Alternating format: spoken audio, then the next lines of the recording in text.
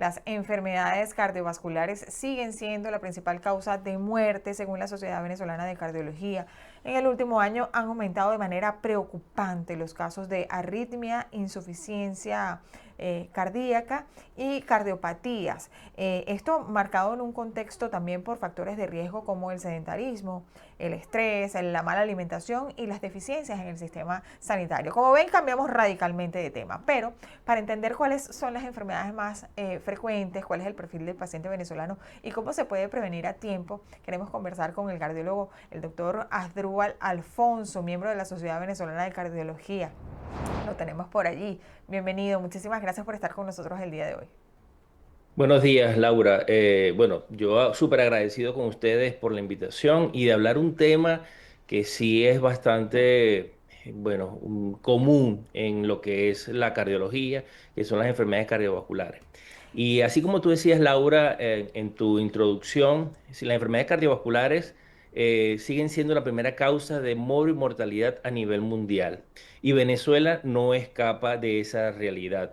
Vemos con preocupación cómo cada día, por ejemplo, las edades en cuanto a la aparición de las enfermedades cardiovasculares, vemos que los pacientes que tienen infarto cada vez son más jóvenes. Yo en estos días hablaba en otra entrevista que me preguntaban cuál es el paciente más joven que yo he tenido para un intervencionismo, porque yo soy cardiólogo intervencionista, también soy cardiólogo clínico y soy secretario de la Sociedad Venezolana de Cardiología Intervencionista y manejamos estadística, manejamos mucha información. Y fíjate que el paciente más joven que yo he tenido con un infarto fue una niña, y fue este año, una Wow. niña de 17 años con un infarto, con una oclusión de una de las arterias importantes del corazón. Entonces, la enfermedad cardiovascular hay que tenerle mucho cuidado, hay que saberla. Y como siempre nosotros decimos, si tú conoces tu corazón, si tú sabes cómo cuidarlo, vas a tener una vida plena. Por eso que estos programas yo siempre los celebro y siempre los felicito a ustedes, los medios de comunicación, porque la información nunca nunca es suficiente. Siempre tenemos que darle mucha información a todas las personas que están en factores de riesgo para enfermedades cardiovasculares. No, y la importancia, doctor, de conocerse, ¿no? De si ve alguna, alguna diferencia en su organismo, en su corazón, ir inmediatamente al médico. Una anécdota, yo recuerdo de pequeñita, yo le decía a mi mamá, a mí se me va a salir el corazón. Mi mamá inmediatamente me llevó al cardiólogo y bueno, aparentemente estaba todo bien, pero posteriormente empecé a tener como aceleraciones de pronto, ¿no? Del corazón. Entonces fui al cardiólogo nuevamente y me dijo, tu corazón late muy lento, lo que quiere decir que vas a vivir muchísimos años, pero cuando se te apresure, usted tose y eso ya Y sí. vuelve a la normalidad. Entonces lo importante de conocerse, ¿no? Leía en redes sociales si estas enfermedades tendrán que ver, doctor, con la vacuna del COVID. Sí, fíjate, eso todavía no ha sido investigado con estudios multicéntricos o estudios que avalen una relación directa entre la vacuna y las enfermedades cardiovasculares. Sí es cierto que en alguna población, algunos tipos de pacientes o algunos pacientes que se colocaron las vacunas, sea cual sea la marca, produjeron algo que se llamaba miocarditis, ¿ok? Que era una inflamación del músculo cardíaco o una pericarditis, que es una inflamación de la membrana que recubre el corazón. Esto se vio en algunos pacientes, lo vimos nosotros en la consulta, pero fue un porcentaje muy pequeño. Es decir, yo poder relacionar las enfermedades cardiovasculares con la vacuna, en este momento Sí, es no hay una apresurado. relación. Es muy apresurado. Sin embargo, Laura, sí podemos decir que hay una relación directa con las enfermedades infecciosas. Y por estos últimos años, lo que es la infección del COVID, que fue o es una enfermedad que Sí. atacó severamente las arterias y el corazón, sí hay una relación bien importante. Pero no solamente el COVID, también hay otros virus que en este momento en Venezuela están teniendo una importancia bien sustancial, como es en la influenza que tenemos en estos días. unos altos números de infección por influenza, pero también la influenza puede provocar alteraciones en el músculo cardíaco, puede provocar miocarditis, puede provocar también pericarditis y también puede provocar alteraciones en la electricidad del corazón, provocando entonces arritmias tanto supraventriculares como arritmias ventriculares, como también fibrilación auricular. Quiere decir que es un capítulo bien interesante lo que es estudiar las infecciones, tanto virales como en este caso bacterianas, que afectan directamente al corazón. Por eso que nosotros decimos que la única herramienta que tenemos nosotros para evitar complicaciones a futuro de infecciones tanto virales es la vacunación.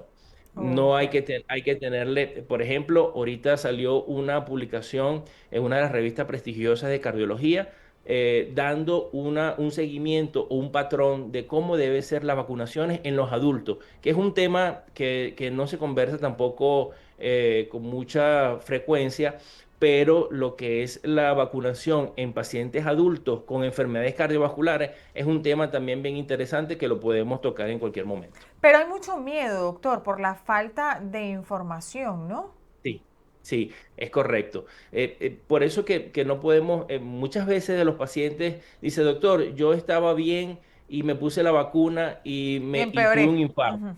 y empeoré. No, muy probablemente, y los casos que nosotros hemos observado y que hemos evaluado, son pacientes que ya tenían previamente factores de riesgo. Mm, Cuando hablamos nosotros de factores de riesgo, tenemos que decir que son estas manifestaciones o estas condiciones del paciente que lo predisponen a desarrollar enfermedades cardiovasculares. Por ejemplo, tenemos la hipertensión arterial, tenemos la diabetes o la resistencia a la insulina, tenemos el sobrepeso o la obesidad y tenemos el tabaquismo.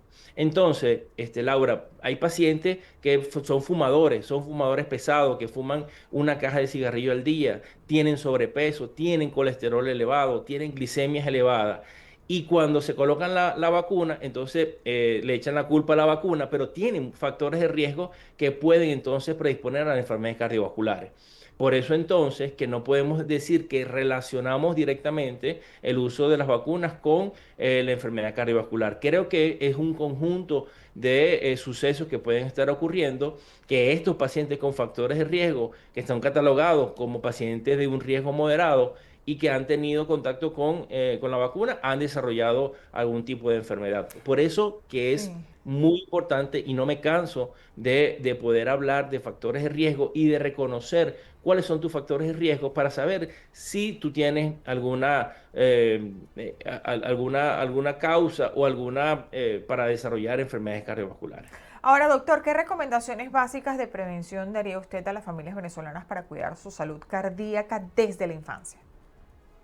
Sí, creo que es fundamental, Laura, hablar de nutrición, aun Ok. cuando suene muy trillado, pero nosotros cuando evaluamos cuál es la génesis de todas las enfermedades cardiovasculares y tienen una causa común que son la nutrición. Cuando hablamos de nutrición estamos hablando de la forma como podemos nosotros distribuir y comer los alimentos.